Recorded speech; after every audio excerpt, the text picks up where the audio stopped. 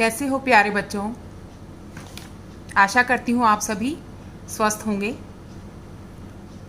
तो हम औपचारिक पत्र विषय पर चर्चा कर रहे थे। जो पिछली कक्षा थी उसमें हमने औपचारिक पत्र के बारे में चर्चा की थी कि औपचारिक पत्र किसको कहते हैं।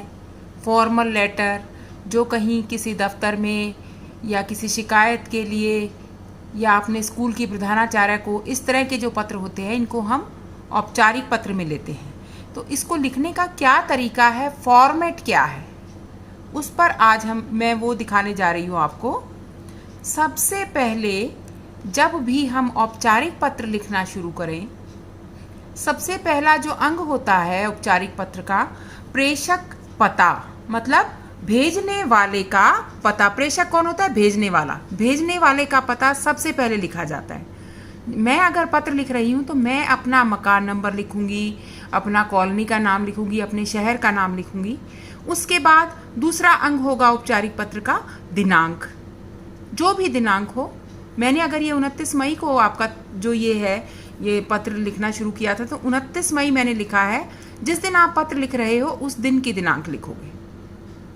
उसके बाद सेवा में, उसके बाद अगला अंग होगा प्राप्तकर्ता पता। जिसको आप पत्र लिख रहे हो वो प्राप्तकर्ता कहलाता है। अगर आप स्कूल की प्रधानाचार्य को लिख रहे हो तो वो प्राप्तकर्ता हुई।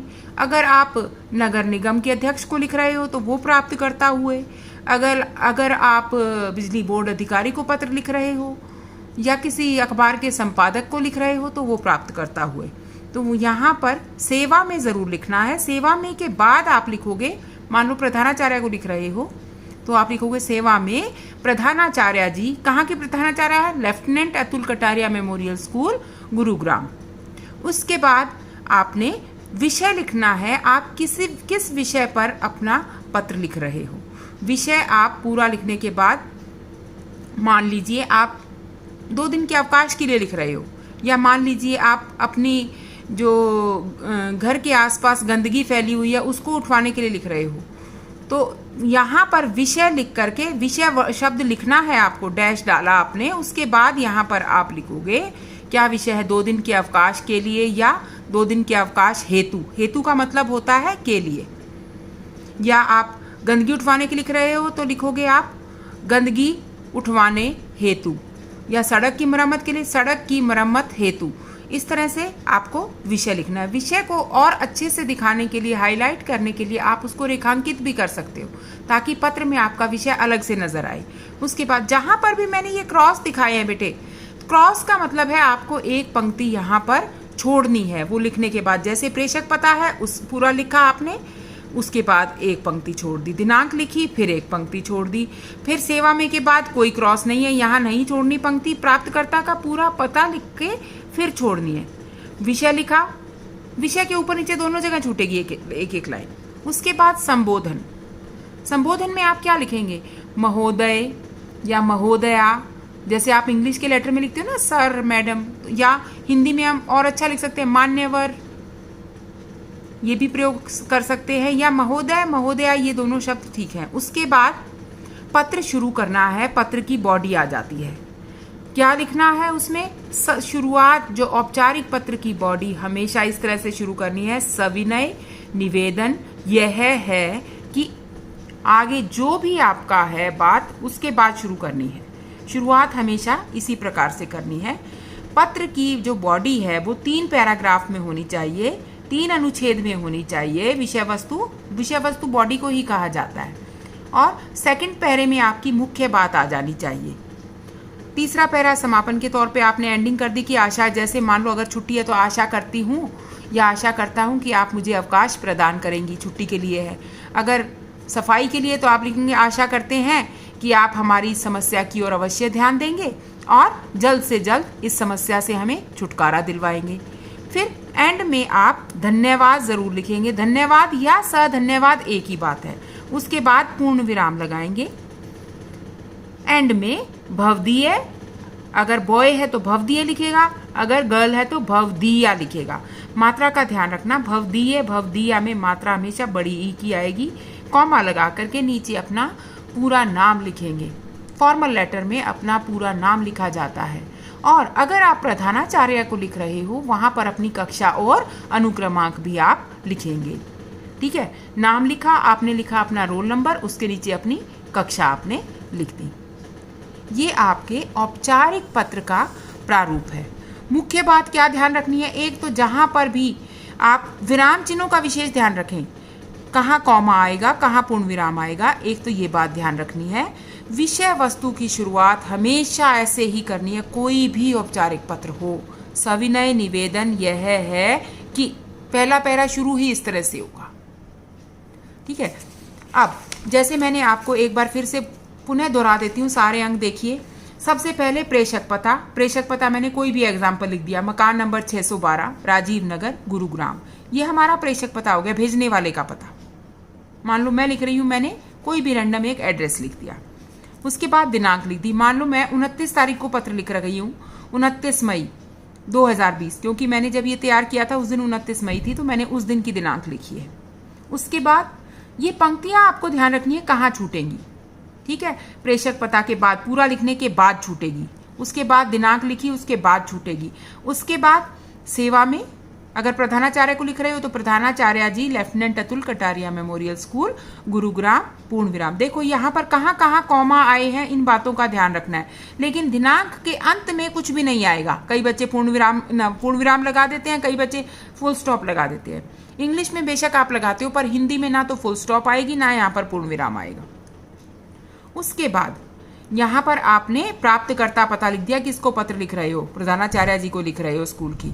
उसके बाद एक पंक्ति छोड़नी है, यहाँ पर विषय लिख दिया। मान लो विषय हमारा है, कोई आपको चोट लग गई है, या विषय मैंने लिख दिया 2 दिन के अवकाश हेतु।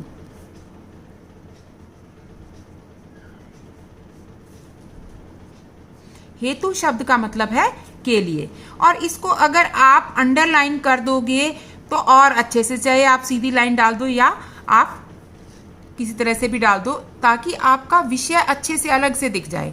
उसके बाद आपने संबोधन करके महोदय या महोदया एक आएगा दोनों में से, उसके बाद अल्प विराम लगाएंगे कॉमा, उसके बाद आपने बॉडी शुरू करनी है। सविनय निवेदन यह है कि मैं आपके स्कूल में कक्षा 6ठी बी का छात्र हूँ, 6ठी ए का छात्र हूँ, जो भी आपने लिखना है।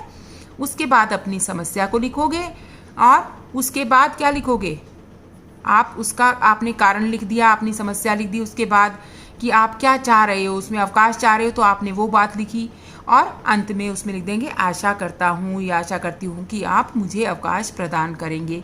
ठीक है, और समापन इस तरह से धन्यवाद लिखा या सधन्यवाद लिखा, पूर्ण विराम, भवदीय या भवदिया कॉमा, नीचे कोई भी ABCD मैंने लिख दिया, अमिता कोई भी नाम रैंडम मैंने लिख दिया, फिर कक्षा लिख दी और रोल नंबर लिख दिया। ये अगर आगे पीछे आप लिख दोगे उसमें कोई फर्क नहीं पड़ेगा, रोल नंबर यहाँ भी लिखा जा सकता है, यहाँ भी। परंतु यहाँ कई बच्चे क्या करते हैं, यहीं पर सब कुछ लिखते चले जाते हैं, वो रॉन्ग हो जाएगा। नीचे लेफ्ट में सारा इस तरह से चलेगा पत्र, सारा एक के बाद एक नीचे चीज चलेंगी, ये ध्यान रखना। ये नहीं कि सारा यहाँ पे भवदीय के बाद आपने यहीं नाम लिख दिया, यहीं कक्षा लिख दी। कई बच्चे इस प्रकार से कर देते हैं, वो गलत हो जाएगा। ठीक है, इस तरह से पत्र का ये प्रारूप होता है।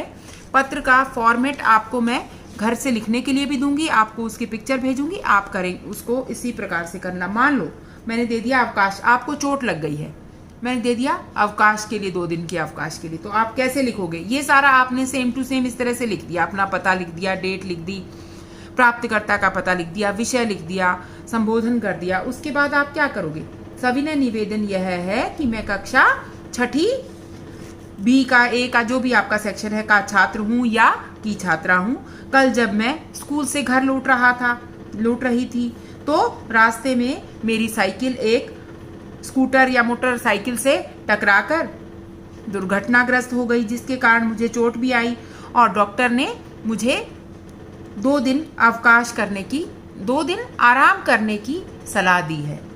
आपसे निवेदन है कि आप मुझे अगले 2 दिन लिख दो आप, ठीक है, जिस दिन का आपको अवकाश चाहिए वो 2 दिन लिख दो। ये इस डेट से, इस दिनांक से इस दिनांक तक अवकाश प्रदान करें, आपकी अति कृपा होगी।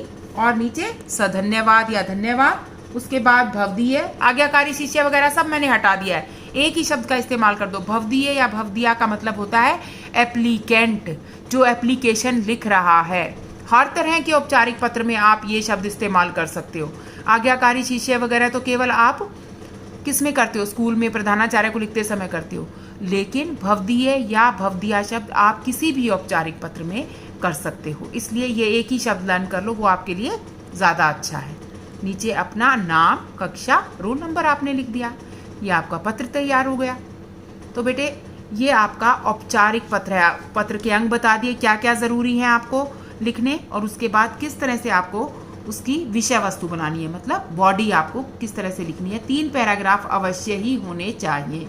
बीच का जो पैराग्राफ अनुच्छेद होता है वह हमें बड़ा रखना है। ऊपर नीचे का 1 लाइन का 2 लाइन का चल जाएगा, कोई दिक्कत नहीं है, 2 लाइन का भी चल जाएगा।